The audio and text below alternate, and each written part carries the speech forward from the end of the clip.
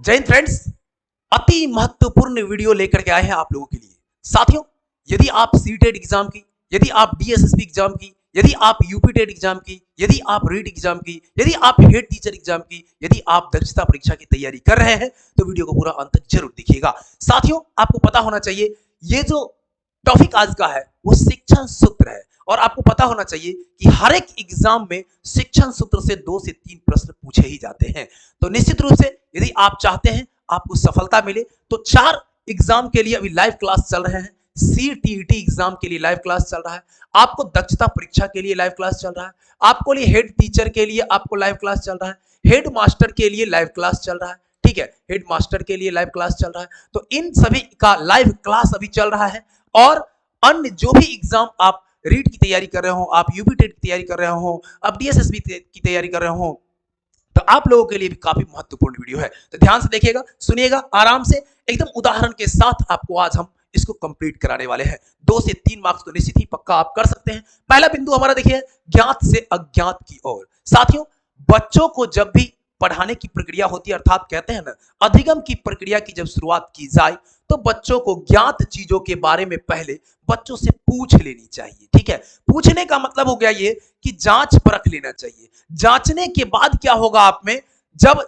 जांच लीजिएगा तो उनके स्तर का पता चल जाएगा। स्तर को जानने के बाद आप उनमें अज्ञात चीज अर्थात नवीन चीजों को डालने का कार्य करेंगे तो ज्यादा अच्छा रहेगा। यानी देखिए, ये भी होता है, नवीन चीज जो होता है ना हमेशा कहीं न कहीं बच्चों को कठिन लगता है और जब ज्ञात चीज बच्चे बताएंगे जो उनको पूर्व ज्ञान में रहेगा, जो उनको पूर्व ज्ञान के द्वारा उनके अंदर रहेगा, तो ये क्या होगा, आसानी से वो चीजों को पकड़ पाएंगे और वो आपसे कहीं न कहीं क्या होगा, कोऑर्डिनेट करेंगे, बातचीत करेंगे। तो बातचीत के दरमियान आपसे वो घुलेंगे मिलेंगे और घुलने मिलने के बाद जो है जब अज्ञात चीजें आप उनको बताएंगे तो उन चीजों पर वो ज्यादा गौर कर पाएंगे। मान लीजिए कि अगर बच्चों को शब्द सिखाना है तो पहले बच्चों से हमें वर्ण के बारे में पूछ लेना है कि बच्चों से पूछ लेना है कि अ आ ई उ आता है कि नहीं आता है। अगर अ नहीं आएगा तो अ से अनार कैसे आ पाएगा, नहीं अनार कहां से आएगा, कैसे आएगा। या मान लीजिए कि अगर जोड़ घटाव गुना भाग की प्रक्रिया को हम लोग देखते हैं,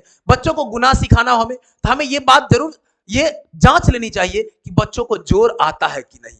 अगर जोड़ नहीं आएगा, अगर पहाड़ा नहीं आएगा तो उनमें गुना की जो अवधारणाएं हैं विकसित करना कठिन हो जाएगा। यानी हम कह सकते हैं अधिगम की प्रक्रिया शिक्षार्थी के लिए पूर्व ज्ञान ज्ञात से शुरू करनी चाहिए और पूर्व ज्ञान को आधार बना करके नवीन ज्ञान अर्थात अज्ञात ज्ञान क्या करना चाहिए, उसके अंदर डालनी चाहिए, यानी प्रदान करनी चाहिए। तो आई होप कि आप लोग को समझ में जरूर आया होगा। आइए हम लोग बढ़ते हैं दूसरे बिंदु पर। दूसरा बिंदु हमारा क्या कहता है, दूसरा पॉइंट जो हमारा है देख लीजिए, शिक्षण सूत्र हम लोग देख रहे हैं। दूसरा जो बिंदु है, सरल से जटिल की ओर, या सरल से कहीं कहीं पर आप कठिन भी देखते होंगे, बात एक ही है, सरल से कठिन की ओर या सरल से जटिल की ओर। साथियों, सबसे पहले आपको यह समझना चाहिए प्रारंभ में जो भी चीजें हो वो सरल हो, आसान हो, ठीक है, और बाद में धीरे धीरे उनको जटिल की ओर बढ़ाना।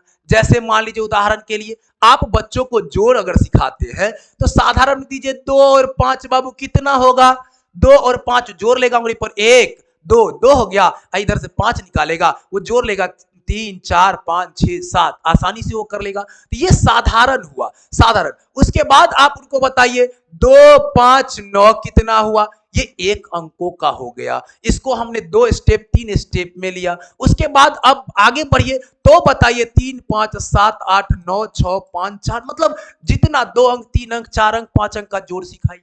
इसी तरह से यदि मान लीजिए कि आपको शब्द बनाने की प्रक्रिया सिखाना है, शब्दों का के बारे में जानकारी देना है, तो पहले हम लोग सिखाते हैं क्या, अ से अनार, आ से आम, ये तो हम लोग पढ़ा देते हैं। जैसे दो अक्षर से अगर हमको शब्द बनाना हो तो पहले सिखाते हैं रा अमो राम, का अमो काम, तब जाकर के इसको पहले छोटे छोटे सरल शब्दों से उसको रूबरू कराएंगे और उसके बाद आगे बढ़ेंगे तो उज्जवल कैसे लिखाता है ये भी सिखाएंगे। ठीक है, इन बातों को ध्यान रखना है। तो सरल से जटिल की ओर बढ़ना है। शिक्षार्थी के अधिगम की शुरुआत सरल बातों से करनी चाहिए। जब सरल बातों से करेंगे तो बच्चों की रुचि जागृत होगी और उन चीजों को वो पकड़ेगा, जब सीखेगा तो रुचि उसका और बढ़ेगा और जितना रुचि बढ़ेगा उतना जो है आप एक शिक्षक के रूप में सफल शिक्षक भी होंगे। तो अधिगम की शुरुआत सरल बातों से करनी चाहिए, तत्पश्चात उनको जटिल अवधारणाएं और तथ्य बतानी चाहिए। आइए आगे बढ़ जाते हैं। आई होप कि आप लोग को समझ में आ रहा होगा। अगर समझ गए हैं तो लाइक जरूर कर दीजिए, फटाक से लाइक कर दीजिए। आइए अगला बिंदु हमारा है मूर्त से अमूर्त की ओर। मूर्त शब्द समझिए और अमूर्त, मूर्त का मतलब हुआ जिस चीजों को आप स्पष्ट देख रहे हो, आप उसको छू रहे हो, छू ले, देख रहे हो, तो ये मूर्त हो गया। और अमूर्त मतलब हुआ जो चीज आपको सामने, आपके सामने ना हो, वो अमूर्त हो गया। अब देखिए मूर्त और अमूर्त की, मूर्त से अमूर्त की और अगर मान लीजिए बच्चों को हमको पढ़ाना रहता है, हिंदी की ही बात करिए, गणित की बात करिए, अंग्रेजी की बात करिए, ए फॉर एप्पल पढ़ाते हैं, ए फॉर एप्पल पढ़ाते हैं, लेकिन जब एप्पल का जो जो आकृतियां होती है, इस तरह की आकृतियां जो होती है एप्पल की, मान लीजिए ये जो एप्पल की आकृति है, बच्चों के सामने यदि एप्पल रहे तो उसको समझने में ज्यादा क्या होता है, आसान होता है। आप देखे होंगे बच्चों को, बच्चों वाली जो किताबें होती है उसमें पूरा का पूरा एकदम चार्ट बना हुआ आता है, पूरा चित्र रहता है, चित्र पठन कह सकते हैं। अगर आपको ग्लोब के बारे में, अगर मान लीजिए भारत के बारे में बताना है तो ग्लोब उठा करके ले आइए, ग्लोब को उसको बढ़िया से दिखाइए, या आप मैप उठा करके ले आइए कि बिहार के राज्य को दिखाइए, बिहार के सब विभिन्न मतलब जिलों को दिखाइए, भारत का ले आइए तो उसमें विभिन्न राज्यों को बताइए। तो ऐसे अगर बताएंगे कि उत्तर प्रदेश यहाँ है, जो आपका ये यहाँ है, ये यहाँ है, अलग अलग राज्यों को अगर दिखाते हैं तो उससे बढ़िया है कि अगर हम मैप को ले आए तो वो ज्यादा क्या होगा, कारगर होगा। तो मूर्त से अमूर्त की ओर, पहले उसके अंदर मूर्त अवधारणा विकसित करनी है और तब जाकर के अमूर्त। शिक्षार्थी को आरंभ में ऐसी बातों का ध्यान कराना चाहिए जिससे वे छू सके, देख सके, तत्पश्चात उनको कल्पनाशीलता अमूर्त का ज्ञान कराना चाहिए। यानी समझ में आ गया कि नहीं? तो कल्पनाशीलता बाद में, पहले मूर्त चीजों से क्या होना चाहिए, रूबरू होना चाहिए। आ जाइए आगे बढ़ जाते हैं। अगला हमारा क्या कहता है देखेंगे, कहता है अनिश्चित से निश्चित की ओर। देखिए अनिश्चित से निश्चित की ओर, या देखिए अनिश्चित और निश्चित, दो बातें हैं यहां पर। देखिए अनिश्चित और निश्चित, बच्चों के पास अनिश्चित और अस्पष्ट ज्ञान होता है, ये तो फिक्स है। बच्चों के अंदर, बालकों का विकास का क्रम जो होता है ना, वो अनिश्चित से निश्चित की ओर होता है। बच्चों में क्या होता है, परिपक्वता का अभाव होता है, कल्पनाशीलता अधिक होती है, कल्पना ज्यादा कर लेता है, और जब कल्पना ज्यादा करता है तो मन के अंदर क्या होता है, अस्पष्ट कहिए, अनिश्चित कहिए, विचार बहुत सारे बन जाते हैं। और उन विचारों को कौन दूर करेगा, हम आप जैसे शिक्षक दूर करेंगे। अगर मान लीजिए अनिश्चित से निश्चित की ओर की बात हो रही है, अनिश्चित से निश्चित की और की बात, तो बच्चों के अंदर अनिश्चित, अगर बच्चों को चिड़ियाघर के बारे में सीधा सीधा पूछिए कि बाबू बताओ चिड़ियाघर के बारे में तुम क्या क्या जानते हो, तो वो कहेगा चिड़ियाघर एक, अगर जो नहीं गया हो, जो नहीं देखा होगा, तो चिड़ियाघर के बारे में क्या क्या बताएगा, कहेगा ओ चिड़ियाघर में बहुत सारा चिड़िया रहता है, ऐसा बोल सकता है। ऐसा बोल सकता है कि चिड़ियाघर में कुछ अलग अलग जानवर होते हैं। अब चिड़ियाघर के बारे में जब तक पटना जाएगा नहीं तो चिड़ियाघर को देखेगा नहीं, और जब एक बार चला गया वहां पे तो क्या होगा, चिड़ियाघर को देख लेगा, और उसमें देख करके वो पूरी तरीके से ठोस उसके अंदर जो है क्या है, छवि बन जाएगी कि शेर कहाँ रहता है, सांप कहाँ रहता है, हिरन कहाँ रहती है, किस तरह से वो रहता है, क्या खाने को मिलता है, हर एक चीज के बारे में। तो अनिश्चित से निश्चित की ओर, निश्चित की ओर जो उसके ज्ञान को शुरुआती मानकर शिक्षक को निश्चित ज्ञान की ओर अग्रसर होना चाहिए। तो शिक्षक को ही चाहिए कि उसके अंदर जो है क्या हो, कि जो मूर्त चीजें हैं वो विकास करे। अनिश्चित से निश्चित की ओर ले जाना है, उसके अंदर इस प्रकार की भावना का विकास हो, इस प्रकार का उसके अंदर छवि बन जाए कि वो पूरी तरीके से हर एक चीज को वो फिर व्याख्या कर पाए। ठीक है, ये होता है अनिश्चित से निश्चित की ओर। अब देखिए आगे अगर हम लोग बात करते हैं विश्लेषण से संश्लेषण की ओर की बात है, विश्लेषण से संश्लेषण की ओर। वीडियो अच्छा लगा लाइक करिए और अधिक से अधिक शेयर कर दीजिए, बस शेयर कर दीजिए। देखिए विश्लेषण और संश्लेषण, विश्लेषण का मतलब कहिए तो विस्तारित रूप कहिए, विस्तारित रूप कहिए, और संश्लेषण का मतलब कहिए तो इसको सारांश एक तरह से कह सकते हैं, सारांश कहिए, या इसको आप लघु रूप कह सकते हैं, सूक्ष्म रूप कह सकते हैं, सूक्ष्म रूप कह सकते हैं। ठीक है, सूक्ष्म रूप। तो विश्लेषण, अगर हमको बच्चे को कोई पाठ पढ़ाना है मान लीजिए, तो पहले विस्तार से उसके बारे में बता देंगे। ठीक है, उसके बाद क्या करेंगे, उसको संक्षिप्त करेंगे, यानी संश्लेषण उसको कहते हैं, संक्षिप्त उसको करके तब बच्चों को बताएंगे। उदाहरण के लिए लीजिए, अगर मान लीजिए उदाहरण के लिए अगर हम लेते हैं कि कोई पाठ पढ़ाना हिंदी का, हिंदी में आप लोग पढ़े होंगे साइकिल की सवारी, साइकिल की सवारी पाठ है मान लीजिए, या कोई ईदगाह चैप्टर है, ईदगाह ही चैप्टर है मान लीजिए, हिंदी में ईदगाह चैप्टर है, उसी को पढ़ाने हैं। तो हम क्या करेंगे, पहले बच्चों को ऐसे कहानी सुना देंगे कि ईदगाह किस तरह से मनाया जाता है, पूरी कहानी को ऐसे सुनाएंगे तो बच्चे आराम से उस चीजों को सुनेंगे, और जब सुन लेंगे उसके बाद पाठों को हम लोग पढ़ेंगे, अब पढ़ करके और विस्तारित रूप से समझाएंगे, और उसके बाद पूरे चैप्टर का सारांश निकाल करके रख देंगे। तो ये होता है विश्लेषण से संश्लेषण की ओर।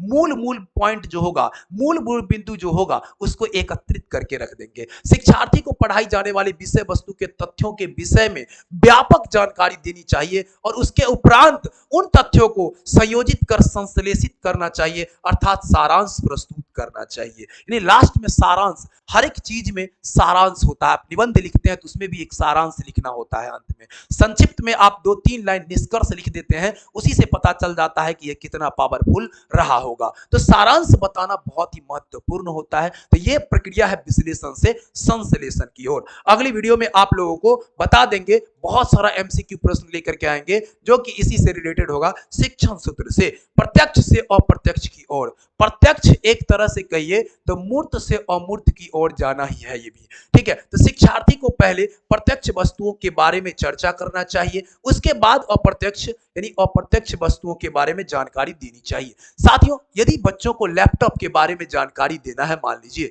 लैपटॉप के बारे में जानकारी देना है, तो लैपटॉप को जानने से पहले बच्चा मोबाइल जरूर जानता होता है, मोबाइल जानता होता है, तो पहले मोबाइल के बारे में बताएंगे, मोबाइल में किस तरह से फंक्शन कार्य करता है। उसके बाद अगर हम लैपटॉप के बारे में बताते हैं तो बच्चों के अंदर जो है प्रत्यक्ष चीजों को पहले देखा, उसके बाद अप्रत्यक्ष चीजों को समझने का प्रयास किया। दूसरा उदाहरण लिख सकते हैं, ये इसी बोर्ड की अगर बात करें, ये बोर्ड है आपके सामने, बोर्ड के बारे में बताएंगे तो उसके सामने पहले साधारण बोर्ड होगा, विद्यालय का बोर्ड होगा, उसके बारे में पहले बताएंगे कि ये बोर्ड किस तरह का है, ये किस तरह का काम करता है। फिर इसके बाद जो है डिजिटल बोर्ड के बारे में बताएंगे कि डिजिटल पैनल किस तरह से कार्य करता है, वो भी एक टीवी की तरह ही कार्य करता है, या जो भी है हर एक चीज के बारे में बताएंगे, ठीक है।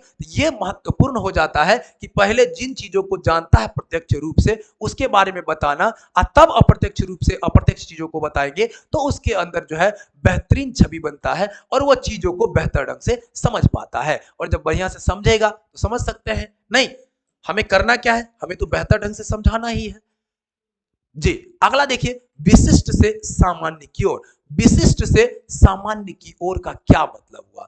विशिष्ट का मतलब यहां पर है सबसे पहले आपको उदाहरण की ओर जाना है। उदाहरण, विशिष्ट से सामान्य मतलब उदाहरण, उसके बाद आपको जो सूत्र है या जो परिभाषाएं हैं, क्या है, जो परिभाषाएं है, नियम है, सिद्धांत है, परिभाषा, नियम सिद्धांत, इन सब पर उसके बाद आना है, ठीक है। लेकिन पहले उदाहरण प्रस्तुत करने हैं जितना अधिक से अधिक हो सके। जैसे मान लीजिए प्रस्तुत करे या ना करे, संज्ञा अगर हमको पढ़ाना हो, बच्चा को क्या पढ़ाना हो, संज्ञा, तो हम बच्चों से पूछ सकते हैं, बाबू आप बताइए कि आप दिन भर में किन किन वस्तुओं को देखते हैं, किन किन वस्तुओं को, तो बच्चा बताएगा ही बताएगा, सर हम किताब को देखते हैं, नहीं हम कलम को देखते हैं, हम स्कूल को देखते हैं, नहीं बोलता हम लड़का को देखते हैं, हम लड़की को देखते हैं, देखते कि नहीं देखते हैं, हम मान लीजिए चापाकल को देखते हैं, विद्यालय से ही वस्तुओं को लेते हैं। अब बताएंगे कि आप इतने चीजों को देखते हैं, कोई बताएगा पानी को देखते हैं, बताएगा कि नहीं बताएगा, बताएगा। तो ये क्या है, जिन चीजों को देखते हैं हम, जिन वस्तुओं को छू सकते हैं हम, वो क्या होता है, संज्ञा हो जाता है। अब उसको जो है पहले हम बता देंगे, जो भी चीजें आपको दिख रहा है, नहीं वो क्या हो जाता है, सबका सब संज्ञा हो जाएगा। अब उसमें चाहे पानी हो चाहे जो भी हो, नहीं होता कि नहीं, यानी किसको संज्ञा किसको कहते हैं, नाउन किसको कहते हैं, noun is the name of person, place, animal और थिंग कहते हैं, नहीं यानी किसी भी वस्तु, व्यक्ति, जगह, जानवर सबको कहते हैं, पटना उठना सब आ जाएगा इसमें। तो ये हो जाता है। तो विशिष्ट से सामान्य की ओर पहले हमें उदाहरण देने अधिक से अधिक, उसके बाद उदाहरण से बच्चों से उदाहरण लेने हैं, उदाहरण को फिर जो है उसके बाद परिभाषा की ओर हमको जाना है। तो शिक्षार्थी को एक विशेष उदाहरण के द्वारा विषय के अर्थ को स्पष्ट करना चाहिए। उसके उपरांत अन्य उदाहरण देते हुए विषय का सामान्यीकरण करना चाहिए। बच्चे जो उदाहरण देंगे वो देंगे ही, उसके बाद हम लोग भी बहुत सारा उदाहरण दे देंगे। ठीक है, चलिए आगे बढ़ जाते हैं। अगला हमारा है पूर्ण से अंश की ओर। पूर्ण से क्या है? अंश की ओर। अब देखिए पूर्ण से अंश की ओर ये कहा जा रहा है। देखिए एक चीज होता है, एक गेस्टालवाद मनोवैज्ञानिक थे, आप लोगों को पता होगा गेस्टालवाद, ठीक है, उनके द्वारा दिया गया था, गेस्टाल के द्वारा गेस्टालवाद दिया गया था। अब इन्होंने ये कहा था कि पहले जो बच्चों के अंदर छवि होती है वो पूर्ण छवि होती है, अब उसको तोड़ करके आपको अंश में कन्वर्ट करना है। पूर्ण मतलब जैसे वृक्ष के बारे में आप बच्चों के अंदर क्या धारणा होता है, ये क्या है, वृक्ष है एक तरह का। अब उसको हमको तोड़ करके उसके तना, उसके पत्ती, उसके अन्य चीजों के बारे में बताना है, डाल के बारे में, ठीक है। तो इन सब चीजों के बारे में बताएंगे तो ये हमारा क्या हो जाएगा, पहले पूर्ण उसके बाद अंश, पहले पौधा के बारे में और पौधा के फिर अंदर की बातों को जानने का अवसर उसको मिलेगा। ठीक है, दूसरा चीज और भी उदाहरण ले सकते हैं। अब बच्चों के अंदर अगर कंप्यूटर कहते हैं तो कंप्यूटर मतलब क्या होता है, कंप्यूटर मतलब सीधा पूछता है कंप्यूटर होता होगा, लेकिन कंप्यूटर में क्या क्या चीजें होती है, सीपीयू होता है, मॉनिटर होता है, माउस होता है, कीबोर्ड होता है, ये चीजें उसको पता नहीं होता है। नहीं, कंप्यूटर समझता है तो पहले पूर्ण चीजों को वो जानता है या पूर्ण चीजों के बारे में हमें बतानी है, उसके बाद उसको तोड़ तोड़ करके तब किसी भी अध्याय की शुरुआत करने से पहले उसके सारांश को प्रस्तुत करना चाहिए, उसके बाद उसे विभिन्न खंडों में बांटकर प्रस्तुतिकरण करना चाहिए। यानी मूल चीजें, जैसे सारांश की बात यहां पर क्या हो गया, सारांश की बात हो गया मतलब आप मूल चीजों को पहले समझा दीजिए, उसके बाद उसको खंडों में तोड़ करके समझाइए, फिर अंत में उसका निष्कर्ष निकाल दीजिए। तो ये प्रक्रिया है पूर्ण से अंश की ओर। आइए लास्ट हमारा जो है 9वां नंबर, ये क्या कहता है, देखिए अनुभव से तर्क की ओर।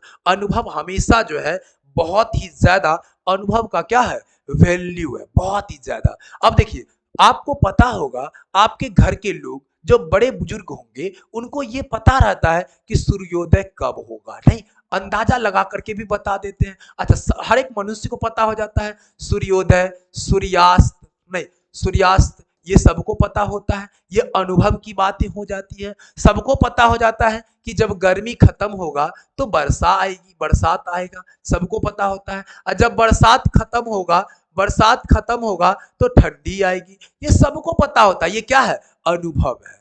इसी अनुभव को जो कि अपूर्ण रूप में है, बच्चों के अंदर किस रूप में होता है, अपूर्ण रूप में अनुभव होता है, इसी को अस्थाई बनाना है। इसी को क्या करना है, अस्थाई बनाना है। और ये काम कौन कर सकता है, शिक्षक ही कर सकते हैं वास्तविक व अस्थाई बनाने का काम। और इसको जो है टीएलएम का उपयोग करके भी इसको बहुत ज्यादा क्या कर सकते हैं, तर्क के माध्यम से तर्क करने योग्य बना सकते हैं। यहां पर देखेंगे बालक की शिक्षा उसकी रुचियों, रुझानों, क्षमताओं व जिज्ञासाओं के अनुसार प्रदान करनी चाहिए। और जैसे जैसे उसके ज्ञान का विकास होता जाए उसे जो है विषय का तार्किक व क्रमबद्ध ज्ञान प्रदान किया जाए, जिससे उनकी रुचि व ध्यान पाठ व विषय में बना रहे। तो बच्चों की रुचि, बच्चों के जो है, ठीक है, इन सब चीजों पर भी हम लोगों को ध्यान देना है। तो अनुभव से तर्क की ओर, तो ये हो गया आपका अनुभव से तर्क की ओर। चलिए साथियों, बहुत ही मतलब अच्छा लगा आप लोग इतना देर तक रुक करके और पूरी वीडियो को देखें। अधिक से अधिक शेयर कर दीजिए वीडियो को, और आगे आपको इनसे जुड़े हुए ऑब्जेक्टिव प्रश्न लेकर के आएंगे। अधिक से अधिक शेयर करिए जी। बहुत बहुत धन्यवाद।